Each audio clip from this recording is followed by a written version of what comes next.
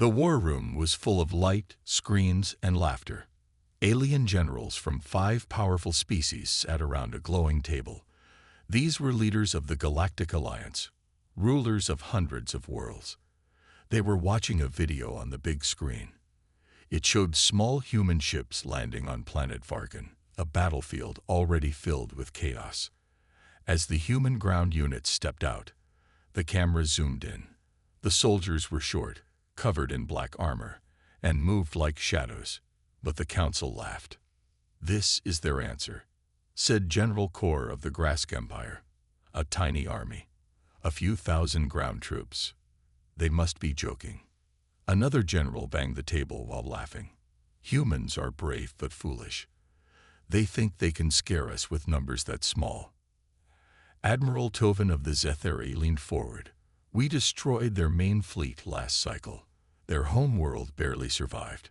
Earth is desperate. This is just their last scream before dying." The room agreed. Their reports said the human force was small, poorly armed, and new to galactic warfare. What could they possibly do? But in one corner of the room, an old, quiet alien didn't laugh.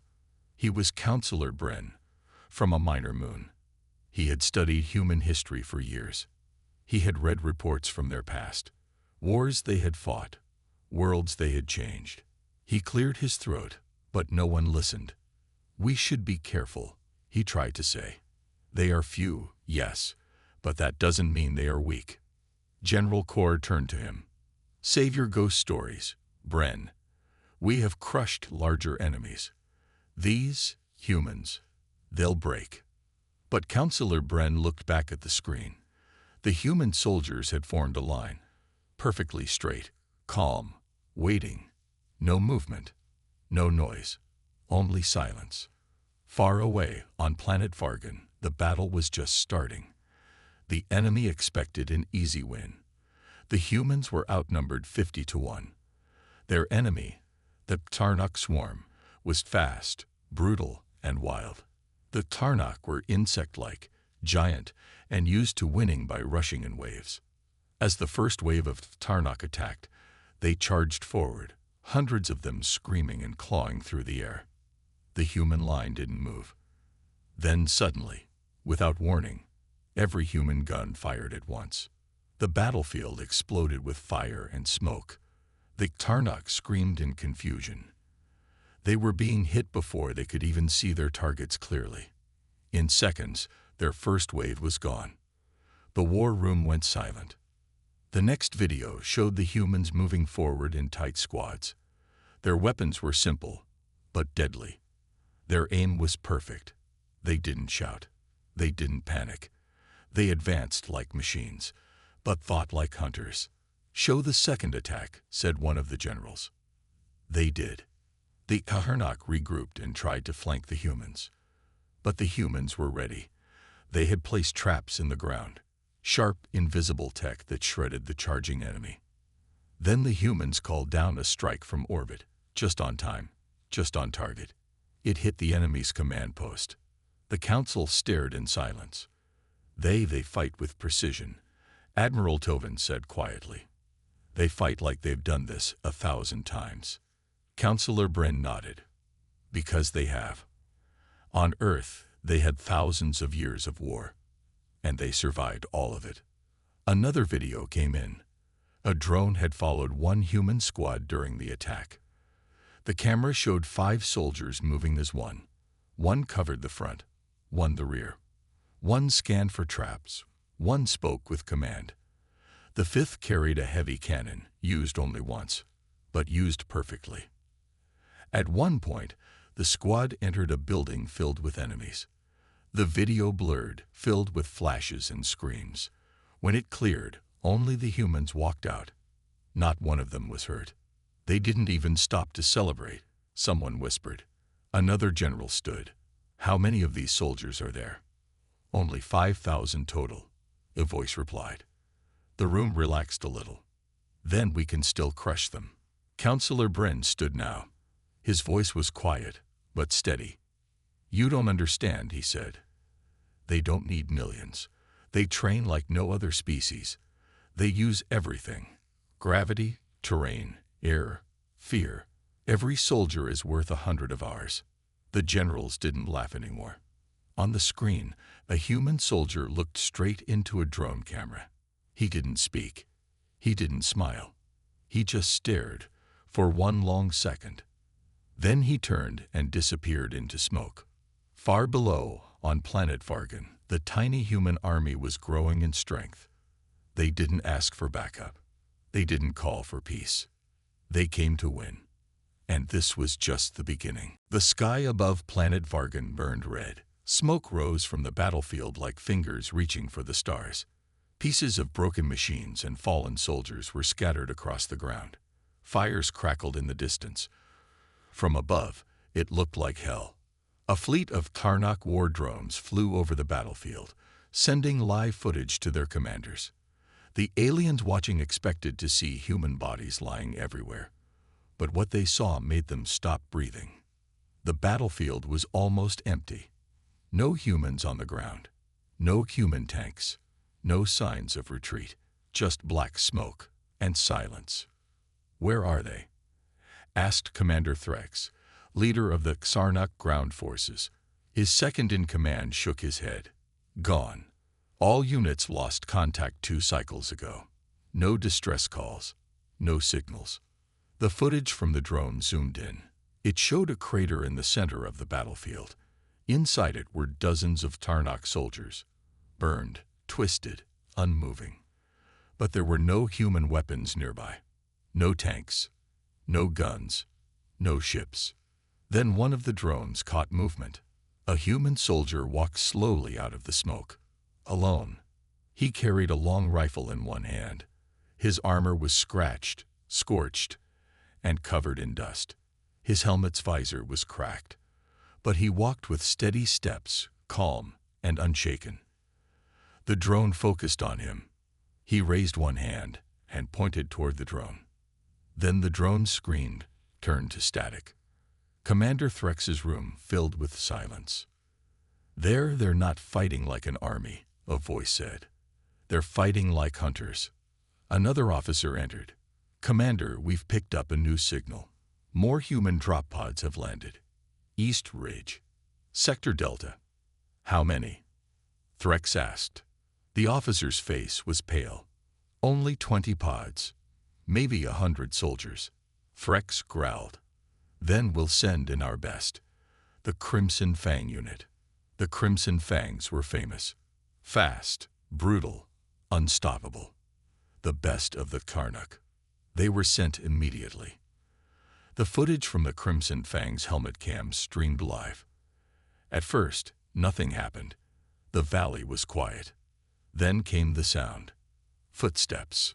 Fast, heavy, in rhythm. Boom, boom, boom. The Crimson Fangs formed a battle line. Weapons ready, claws out. Then from the smoke, they came. Not just humans, but something else. Larger armor, heavier gear, jetpacks on their backs, cannons on their shoulders. Their boots crushed the rocks as they walked. Their eyes glowed red through black helmets. They were human, but also not human. One Crimson Fang screamed, "They're using powered suits." There. A shot tore through him. Then the valley exploded. The humans attacked with no warning. No speeches. No signals. Just action. They moved fast, jumping from rock to rock using jets, firing heavy weapons with perfect aim. One human soldier used a burst of fire to fly up, then came down like thunder, smashing the ground and sending shockwaves through the Karnak.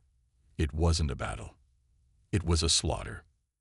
20 Crimson Fangs died in the first 60 seconds. Threx watched in disbelief. They're everywhere. No gaps. No fear. The humans were working in small squads, covering each other, moving like water. Each one knew what to do. No orders needed. No delay.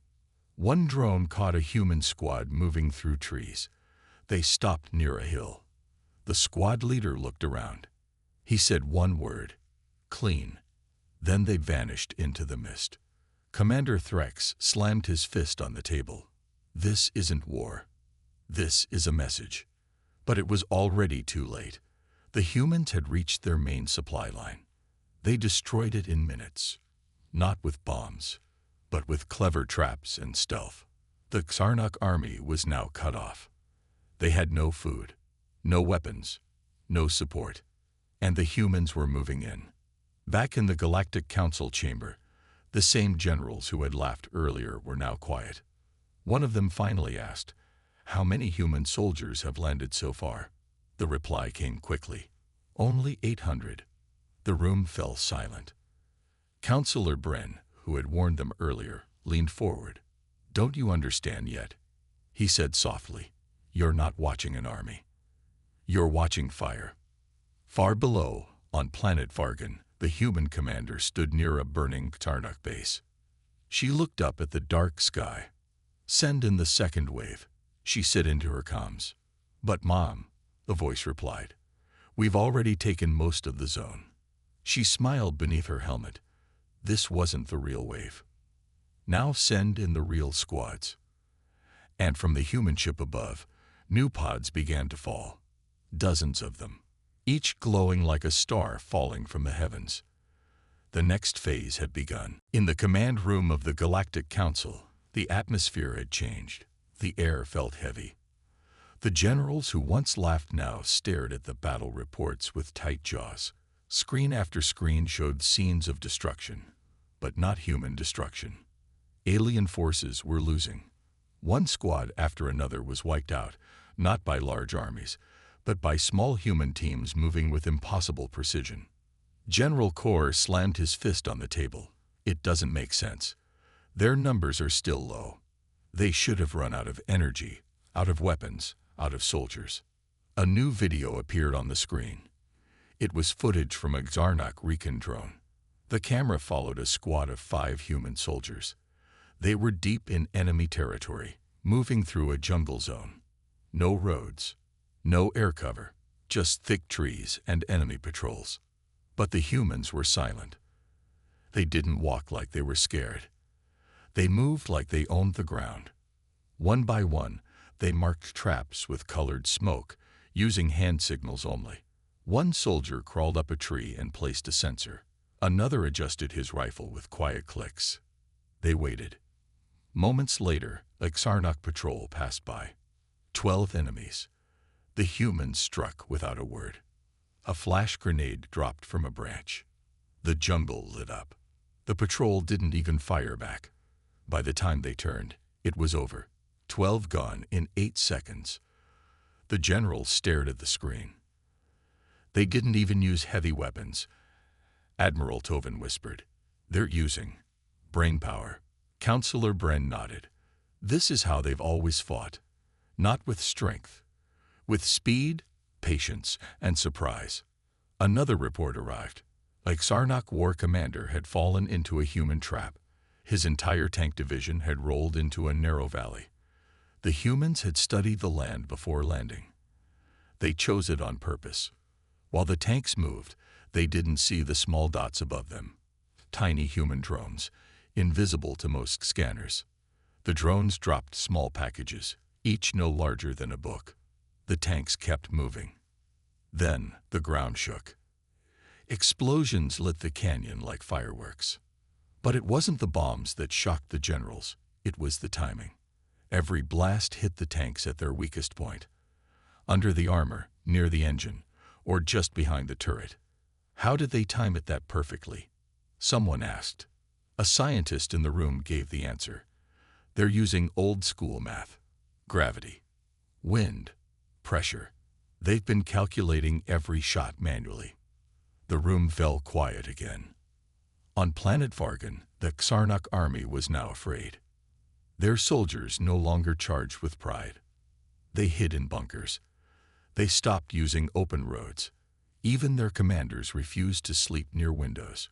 Rumors were spreading that the humans could hear your heartbeat from miles away. In a captured communication, one Xarnok officer cried over the radio. "They don't fight like soldiers. They fight like they know the future." Inside a hidden command bunker, The human captain listened to the enemy's panic. His name was Commander Hale. Calm, cold, focused. His face was hidden under a steel-gray helmet. He turned to his team. Move to grid 17. Set the next decoy. Operation Ghost Path begins now. Roger that. They replied in perfect sync. Within the hour, the humans had made it look like they had a full base built in grid 17. Heat signals, radio waves, even fake noise. The enemy fell for it. They sent 1,000 troops to destroy the base. But when they arrived, the place was empty. And behind them, real human forces struck from the rear. It was a trap, a perfect one. In the Galactic Council chamber, one of the junior officers stood up. Should we send peace signals to Earth? Maybe offer a truce? General Kor snapped at him. No, we are still 10 times their size. Councillor Bren shook his head slowly, and yet they are still winning. Just then, a new message arrived from the front lines. A scout drone had picked up a terrifying image, a new kind of human. These weren't soldiers in normal armor.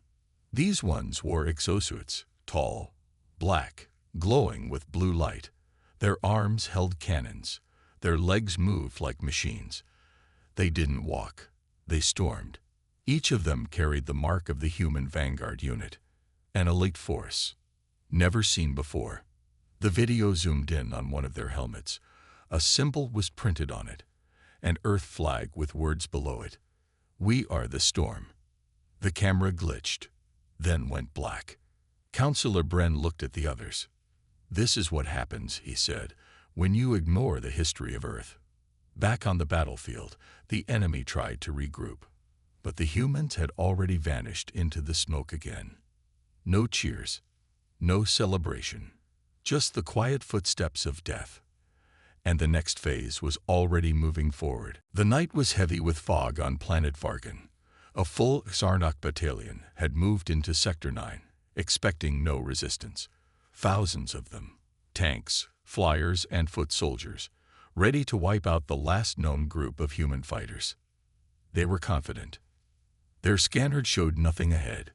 No enemy signals, no heat traces, silence. Commander Threx, who now led the remaining Xarnoc forces, stood high on a ridge. He raised his hand and gave the signal. Advance. Crush them before sunrise. The army moved forward like a metal wave. Ground rumbled under their weight. Their weapons glowed. They were ready for war. But what happened next? No one saw coming. At exactly 400 hours, the first explosion hit. One of the Xarnoc tanks flew into the air, split in half before it could fire a single shot. Panic spread. Before anyone could react, the humans attacked from all directions. From underground tunnels, they emerged. From tree lines, they fired. From the sky, they dropped, silent, fast, and deadly. It all happened in just 400 seconds. Footage from Xarnoc drones later showed what looked like chaos. But it wasn't chaos at all. It was a perfectly timed, multi-angle ambush. Every human squad hit their target with deadly accuracy. No random shots. No wasted bullets. A small squad disabled the Xarnoc airships in just 30 seconds. They climbed them like insects, planted small magnetic bombs, and jumped off just before the sky exploded. Another team slid beneath the legs of enemy walkers, planting EMP charges that shorted their systems before they could even aim. One squad of only 4 humans held off 300 Xarnoc troops on the left flank. Using smoke, sound traps, and pressure mines, they made the enemy believe they were surrounded. They weren't, but the illusion worked. In the middle of the battlefield, the Xarnoc command post was hit directly. No rockets, no bombs, just a human stealth unit that snuck in wearing enemy armor, then turned the entire control system against them. When the backup forces arrived, the base was on fire. The command codes were scrambled, and there was a message on the wall, written in glowing red paint. We told you not to undi or estimate us. In the Galactic Council, alarms were ringing. The live battle feed was unstable. Reports were flooding in. "Sir, Sarnak Battalion in Sector 9. Lost. Completely. Every unit. Gone. Within 7 minutes." The general stared at the map. The red zone representing Sarnak control had turned black. One general stood. "What kind of army does this in 400 seconds? Councillor Bren answered, voice low and steady. "Not an army. A force of nature." Back on Vargan, a single human soldier stood in the smoking remains of the battlefield. His armor was cracked, and blood covered his boots, but he stood tall. He looked up. A small Zarnak drone hovered in the sky, recording him. He raised a hand and made a slow "come here" gesture. The drone backed away, and then he smiled. Far above, on the orbiting human ship, Commander Hale was reviewing the battle data. "Status?" he asked. "Complete wipe. 0 human casualties. All squads returned." He nodded. "Begin the next operation." "What's it called?" Hale turned, cold eyes glowing behind his visor. "Operation No Survivors." In the Sarnak fleet, what was left of the command structure was in chaos. Orders came too late. Maps were useless. They didn't know where the humans would strike next. Because the humans weren't staying still. They were moving like a virus. Fast, smart, unstoppable. Soldiers whispered stories in fear. Stories of ghost units. Stories of human snipers who could hit a target from a mile away. Through smoke, in the dark. Stories of human medics who brought back injured soldiers in the middle of fire, then returned to fight with knives when ammo ran out. The fear spread faster than bullets, and in the shadows of the planet, the humans prepared for their next move. They had no great numbers, no big speeches, just mission after mission, each one like a hammer hitting the same weak spot until it broke. And now, the Sarnak army was cracked. The 400 seconds that broke them would be remembered, not by them, but by history. The Sarnak were falling apart. Their bases were being destroyed one by one. Their armies were afraid to move. And worst of all, they didn't know how the humans were doing it. Commander Threx sat alone in a dark war room deep inside the last standing command base. His claws tapped the table. His eyes stared at a frozen video frame. An image of 5 human soldiers walking away from a burning Sarnak tank. Calm, silent, like they hadn't even broken a sweat. "This isn't war," he growled. "This is something else." But what no one knew, not the Sarnak generals, not the Galactic Council, not even most of the human army, was that Earth had already released a new weapon. It wasn't a giant bomb. It wasn't a super soldier. It was invisible, and it had already entered the battlefield. 10 hours earlier, deep in orbit above planet Vargan, a human stealth ship released a small black sphere. It didn't make a sound. It had no lights, no heat, no signal. It simply drifted down. Then it vanished. This was the Spectre Eye, a human creation made for one purpose: silent infiltration. It had no body, no form. It lived in code, inside machines, inside enemy systems. A ghost inside metal. The Sarnak didn't even know they had been hacked. On the battlefield, strange things started happening. Turrets stopped firing. Zarnak drones flew into walls. Soldier helmets gave the wrong directions. One tank fired at its own base. At first, the Sarnak thought it was a technical fault. But then a message appeared on every screen. "Hello, XARNOK. We are in your system. You do UONTCUS, but we see you are waiting." Panic spread fast. Soldiers threw their gear down. Commanders yelled into broken radios. Some even ran from their posts.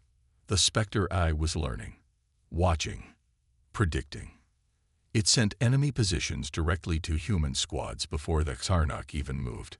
A group of human soldiers stood behind a ridge, waiting. "They'll be here in 47 seconds, said the squad leader. "How do you know?" asked a rookie. She smiled. Spectre told me. And 47 seconds later, the enemy walked straight into their sights. Not a single bullet missed. Back in the Galactic Council, another emergency meeting had been called. Reports were growing worse by the minute.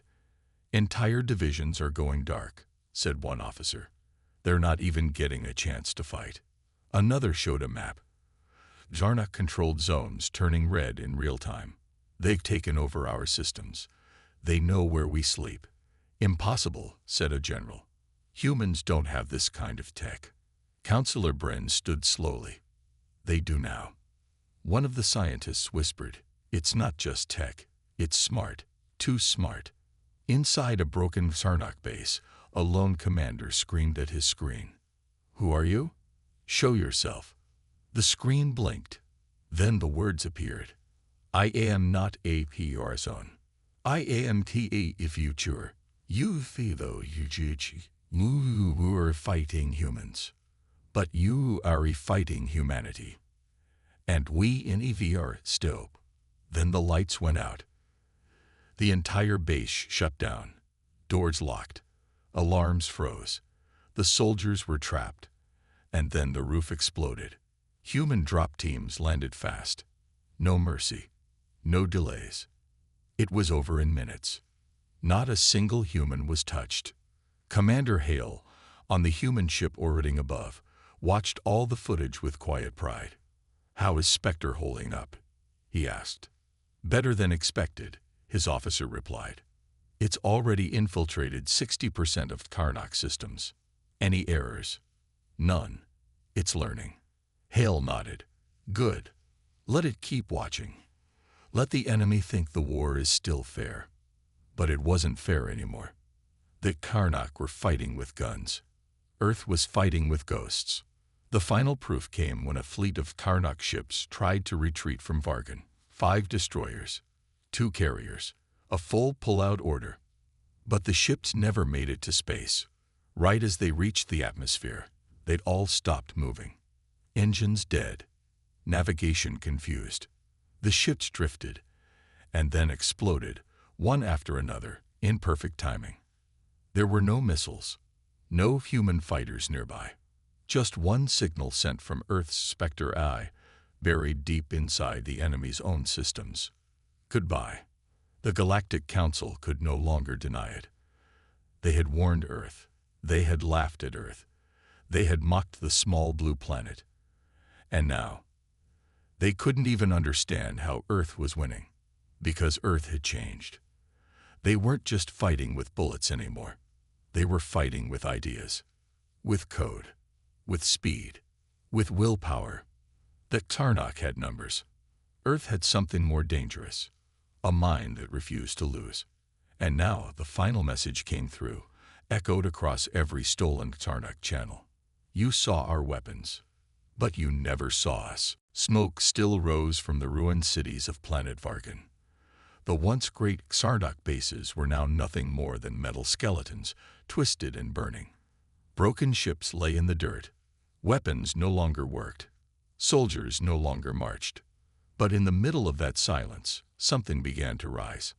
Not machines. Not tanks. Humans. Dirty, tired, wounded, but alive. They came walking through the smoke like ghosts. Some had torn armor. Some limped with pain. But their eyes were clear, focused, burning. They had won battles no one thought they could. They had survived attacks no species could have endured. And now, they were coming back. Stronger, faster, angrier. Commander Hale stood at the front of the human line. His face was covered in scars. His armor was scratched from every side. He looked up at the sky, gray with ash, and spoke just one word into his helmet mic. Advance. The last wave of the human army began to move, not with the noise of war, but with the weight of fury. They didn't cheer. They didn't celebrate. They walked like soldiers who had nothing left to lose, and that made them more dangerous than ever. Deep underground, the last Karnak leaders had hidden in bunkers. Their maps were useless. Their radio lines were silent. Fear had crushed their spirits. "We must escape," one of them said. "We must leave this planet. Let it burn." Another shook his head. "Where will we go? Earth will follow." But someone else whispered, "They won't have to. They already own the battlefield." And he was right. The humans didn't just win. They changed the rules. Wherever they walked, they left signs behind, words written on walls, glowing red or carved into steel. "We or FORGD in fire. UTOKEV or thing from US. Now you take EV right thing back." Every human soldier that now walked the battlefield had lost something. A family, a city, a home. And yet they stood and fought and refused to give in. One human soldier named Rika had been pulled from rubble 2 years ago, her village destroyed, her parents gone. But now she led a team of 7, each one with a scar, each one with a story. They didn't cry anymore. They fought. In one mission, Rika's team was surrounded. 40 Sarnak soldiers moved in from all sides. "Last stand?" one of her teammates asked. Rika shook her head and smiled coldly. "No. Final lesson." And in just 5 minutes, the enemy was gone. They had used smoke, traps, and silence. No backup. No air support. Just pure skill. A drone above recorded the scene. One small human squad walking out of a circle of bodies, guns in hand, heads held high. The footage later went viral across alien systems. And with it, a question spread across the galaxy. What are the humans made of? No one could answer, because even the humans weren't sure anymore. They had been broken. They had been burned. But they had rebuilt themselves from ashes. On Earth, people watched the war from across the stars. Cities were silent during the news broadcasts. Families sat close. Children held hands with their mothers. Every time a name appeared in the honor list, people stood. Every time a human victory was announced, the world cheered, but not loudly.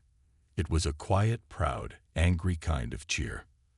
The kind that said, "We remember what you did to us." And the kind that meant, "We'll never let you do it again." Even Earth's enemies began to grow silent. Other alien races, who once looked down on humans, now watched with fear and respect.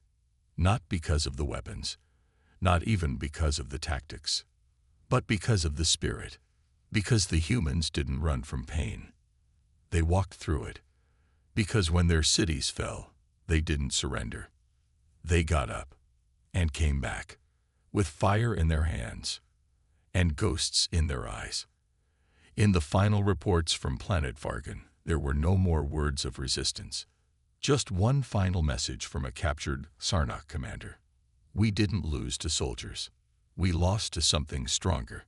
To creatures that fight like they already died once, and came back just to finish the war."